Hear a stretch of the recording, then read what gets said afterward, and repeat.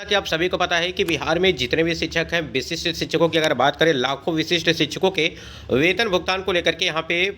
सचिवालय से अपडेट आ चुकी है। और इस समय की सबसे बड़ी अपडेट है कि लाखों विशिष्ट शिक्षकों के पे प्रोटेक्शन के साथ यहाँ पे अक्टूबर और नवंबर माह के वेतन भुगतान को लेकर के, साथ ही साथ यहाँ पे लाखों शिक्षकों का एरियर भुगतान को लेकर के भी यहाँ पे जो है अपडेट आ चुकी है। चलिए एक बार देख लेते हैं, पूरी अपडेट आपको बताते हैं जिस प्रकार से यहाँ पे नोटिस आपकी जारी की गई है और आदेश जो यहाँ पे जारी किया गया है। स्क्रीन पे आप देख पा रहे हैं कि डॉक्टर बी राजेंद्र, अपर मुख्य सचिव शिक्षा विभाग बिहार पटना की अध्यक्षता में दिनांक 2/12/2025 को 11 बजे पूर्वाह्न में सभी क्षेत्रीय शिक्षा उप निदेशक, सभी जिला शिक्षा पदाधिकारी और सभी जिला कार्यक्रम पदाधिकारी के साथ वीडियो कॉन्फ्रेंसिंग के माध्यम से हुई विभागीय समीक्षात्मक बैठक की कार्रवाई। अब यहाँ पे देख पा रहे हैं कि समीक्षात्मक बैठक के क्रम में अपर मुख्य सचिव शिक्षा विभाग द्वारा निम्नलिखित बिंदुओं पर निर्देश यहाँ पे दिया गया है, जो निम्नलिखित है। सबसे पहले यहाँ पे इंपॉर्टेंट चीज़ बात की गई है कि शिक्षकों के वेतन को लेकर के, देखिए यहाँ पे शिक्षकों के वेतन भुगतान के संबंध में समीक्षा की गई है कि समीक्षा के क्रम में अपर मुख्य सचिव द्वारा वेतन भुगतान हेतु निम्नलिखित निर्देश यहाँ पे दिए गए हैं। पहले नंबर पे आप देख पा रहे कि ऐसे सभी शिक्षकों जिन्हें एचआरएमएस के माध्यम से माह अक्टूबर 2025 का वेतन भुगतान नहीं किया गया है का कारण सहित शिक्षक वार विवरण जिलों से प्राप्त कर आगामी साप्ताहिक बैठक में प्रस्तुत किया जाए। कहने का मतलब ये है कि जिन शिक्षकों का एचआरएमएस के माध्यम से अक्टूबर महीने का वेतन का भुगतान नहीं किया गया है और क्यों नहीं किया गया है, इसका कारण बताते हुए जो है 1 हफ्ते के अंदर जो है जिलों से प्राप्त कर आगामी साप्ताहिक बैठक में इसको शिक्षकवार विवरण जो है यहाँ पे उपलब्ध कराने को लेकर के बात की गई है। साथ ही यहाँ पे बात की गई कि 7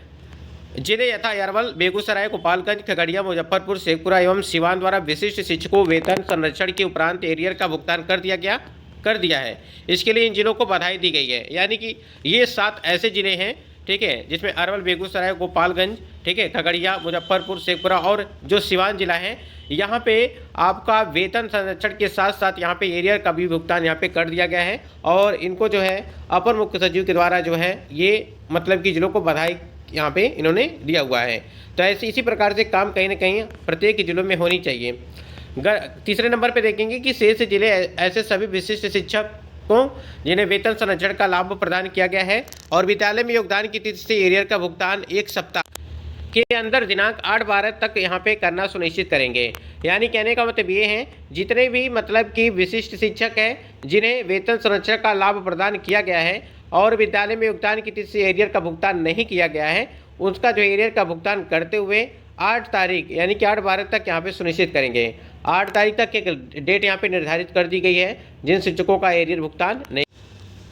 2 जिले यथा किशनगंज एवं नवादा द्वारा बताया गया कि आवंटन के अभाव में एरियर का भुगतान नहीं हो पाया है। ऐसे में इन जिलों को आज ही आवंटन उपलब्ध कराने हेतु निर्देश भी यहाँ पे दिया जाता है। तो देखिए सारी चीज़ों को यहाँ पे ध्यान में रख कर के ये बात कही गई है। स्थानीय निकाय के शिक्षकों के वेतन भुगतान की स्थिति की भी नियमित रूप से समीक्षा करने का निर्णय लिया गया और ऐसे में सभी जिलों से स्थानीय निकाय शिक्षकों के वेतन भुगतान से संबंधित प्रतिवेदन प्राप्त कर आगामी साप्ताहिक बैठक में प्रस्तुत किया जाए। तो ये आज यहाँ पे वीसी में जो है यहाँ पे निर्णय लिया गया है अपर मुख्य सचिव के द्वारा, ठीक है। उसके बाद यहाँ पे देखेंगे कि समीक्षा के क्रम में विशिष्ट शिक्षकों के एरियर के भुगतान के संबंध में अपर मुख्य सचिव शिक्षा विभाग द्वारा जिला शिक्षा पदाधिकारी पटना से परीक्षा की गई कि जिस पर कोई संतोषप्रद उत्तर नहीं दिया गया है और इस संबंध में विशिष्ट शिक्षकों के एरियर का भुगतान जल्द से जल्द करने का निर्देश यहाँ पे दिया गया है। साथ ही इनसे स्पष्टीकरण पूछने एवं प्रपत्र क गठित करने का निदेशक प्रशासन को दिया गया है, ठीक है। तो देखिए जहाँ पर भी जिस प्रकार से कंडीशन है उस प्रकार से वहाँ पे अपर मुख्य सचिव के द्वारा आदेश और यहाँ पे दे दिया गया है कि किस प्रकार से कैसे कैसे क्या चीज़ करना है।